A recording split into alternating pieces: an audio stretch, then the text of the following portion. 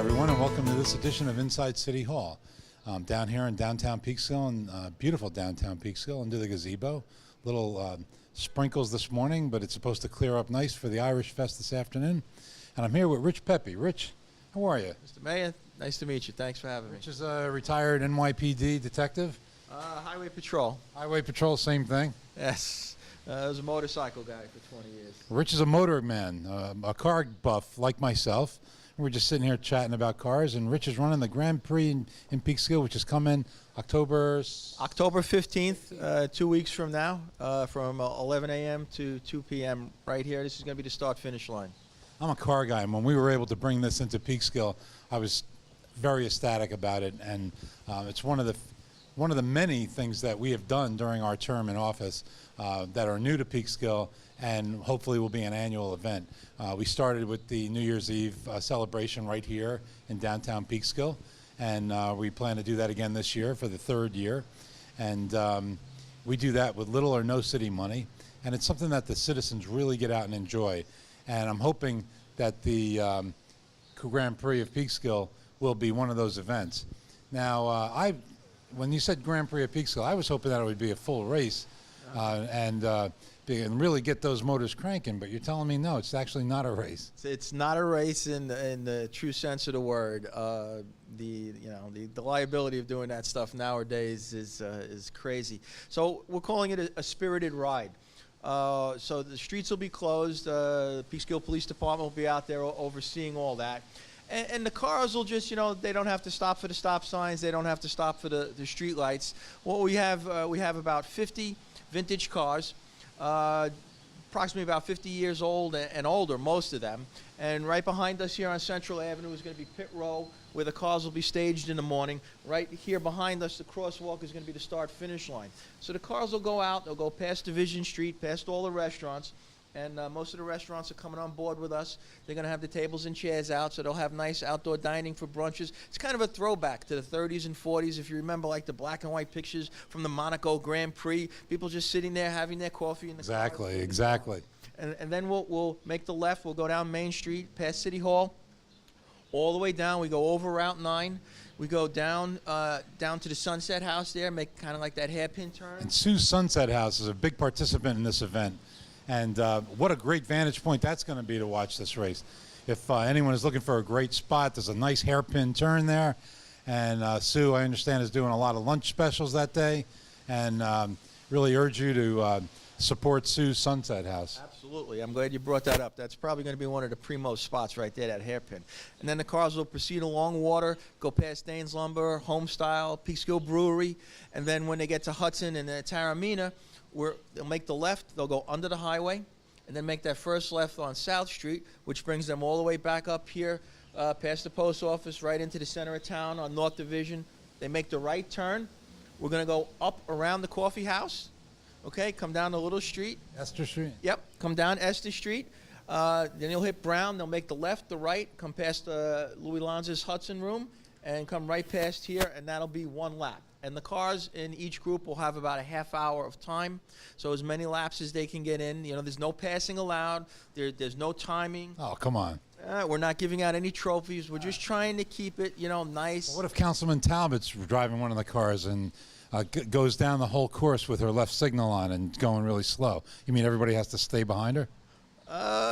Kind of, sort of, or we'll ask her to, we'll give her a flag to, pull to the side and let the other cars pass. Kathy's a good sport. She's a full supporter of this, and she could take some good-natured ribbing.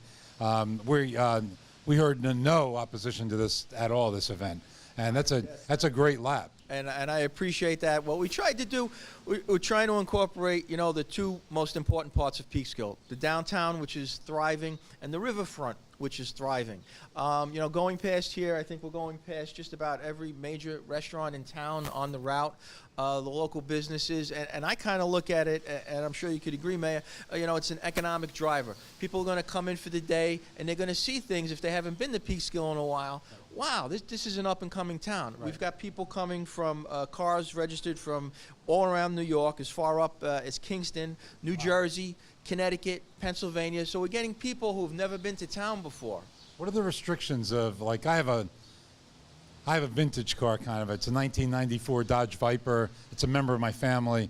It's a 400 and something horsepower. It's really goes. But what would be the restrictions of somebody like me having a car in the garage that they don't take out often? How would we?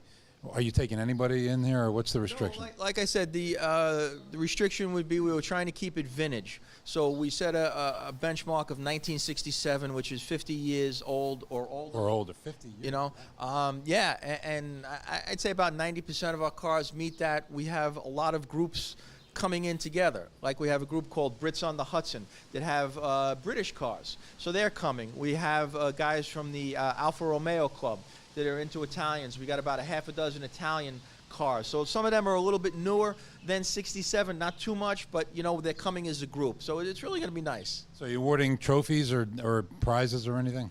There's going to be one award given. We haven't given it a name yet. We haven't set up a criteria, but I have friends of mine from California that I do another car event with. They're coming in, so they're going to be the out-of-town judges. You told me a little bit about the other events that you run. Why don't you tell people a little bit about those events? Because it says so much about you and your love for cars and your passion for this. Well, it started back in 2011 here in the St. Columbanus Church. I ran a little hot rod car show in the parking lot, and we did a little twist on it called A Blessing of the Autos, where Father Frank went around and blessed all the cars, and it was a really nice event. We did that for a few years. Then I really got involved out in Carmel, California on the Monterey Peninsula. And if anybody in the audience is familiar with the Concours d'Elegance that's held out there, that's kind of like the Super Bowl, the granddaddy. I'm not familiar with that. You know, that's the granddaddy of car shows. So that's on a Sunday. So on Wednesday, we do an event called the Carmel Mission Classic. It's held in a 300-year-old Spanish mission. And if anybody's a Clint Eastwood fan and you've seen Clint Eastwood's movies, that's where he used to film his spaghetti westerns. It's got the central courtyard with a fountain in the middle, and it's just in a very angelic location. And we only have room for 50 cars. And we get cars that used to be in Pebble. So we get $1 million cars there. And we do the same thing. We do like a blessing of the autos. And that's all for charity. I do that all with my buddy Frank, who lives out there and does most of the organizing. And in 5 years, we've raised almost $350,000 for charity. So that's wonderful. It's wonderful. And you bring a great deal of expertise to this event. You're sponsored by the great Hudson Valley Gateway Chamber of Commerce. Yes. And do you have any individual sponsors that you want to mention? Well, the Millier Truck and Auto Group is our signature sponsor. They've got the naming rights to the event. They'll be here. They're going to have some of their cars on display. But this all wouldn't have happened if it wasn't for Deb Malone at the Chamber. Anybody else you want to thank? I want to thank Mr. May right here. He was in support when we presented it to the City Council. And, I was kind of nervous going in, and it was kind of met with enthusiasm from everybody. As we know, there's always a little political divide over any topic when it comes to There's no politics at City Hall. Who told you that? But I was very pleasantly surprised, and I want to thank you, obviously, for your major support. Well, it's a great event. It's a great event. We're looking forward to it. And I guess, you said that people could be at the restaurants and watch the cars go by. Sue's Sunset House is a great spot to sit and watch these cars. But really, when you think about it, I don't think there could be a bad seat in the house. No, literally, it's like going to a kid's baseball game. Just grab a lawn chair and go anywhere on the route. It's free to the public. That's what we wanted to do. We're only making monies from our sponsors. And please, if you go to the website, it's peekskillgrandprix.com. You'll see we have a listing. We have photos of all the cars. We have a story about the cars. All the cars are going to be numbered, and they're going to have big magnetic signs on them. So the day of, if a car goes past you and you go, what is that? You've never seen it, because we have a lot of unique, like old race cars that people don't know about. So you could pull out your phone, go, what's number 14? Like number 14 is a Shelby Daytona continuation. It's a $500,000 real race car. Well, they ought to put a number on Andre Rainey's car, because that thing goes by and everybody wonders, what is that? We can do that. We can give him that.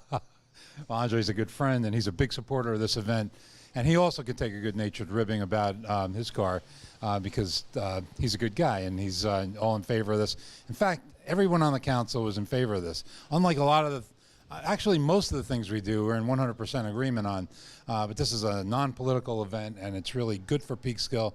And my thing is not to have a successful event this year, but to make it an annual event, something that we look forward to. Now, we have the Irish Fest this weekend. We have New Year's Eve, as I mentioned. We have the Music Fest in the summertime. We have the 4th of July. We have the Gateway Expo.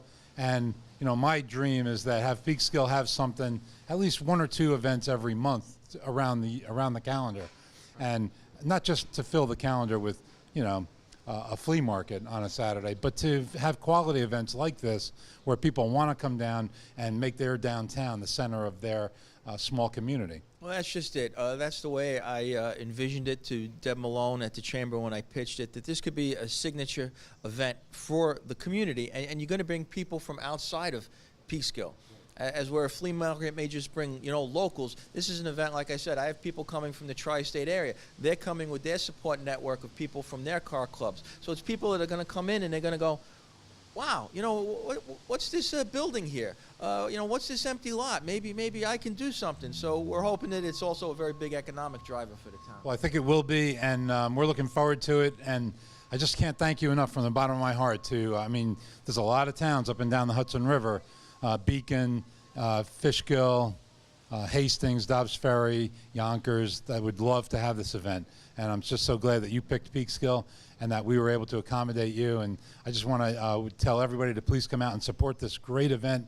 And hopefully we can make it an annual event if we get good support, good turnout, and good sponsorships. And I'm sure we will. And Rich, I just can't thank you enough. God bless you, and God bless the event, and let's have a great event. Thank you very much, Mr. May. I appreciate it. All right, buddy. That's our edition today from downtown Peekskill. I think Mike is going to be covering the Irish Fest later this afternoon, so I don't want you to think I'm wearing the same clothes for every day, but it's going to be in the same day. I'll be wearing the same outfit, and there's a lot going on today. There's an event for cancer, children with cancer tonight at 7 o'clock. I believe that's at the Paramount, and there's an event, a fundraiser for the victims of the hurricanes. And this event is going to be a fundraiser just for the Puerto Ricans in Puerto Rico that desperately need our help. I would ask anyone that has any spare money to wire that money to the American Red Cross or the charity of your choice to help those victims. If you want to bring any canned foods or diapers and a list of all the things that we're collecting, you can do that and drop it off at the police station. These people desperately need our help. These people are Americans.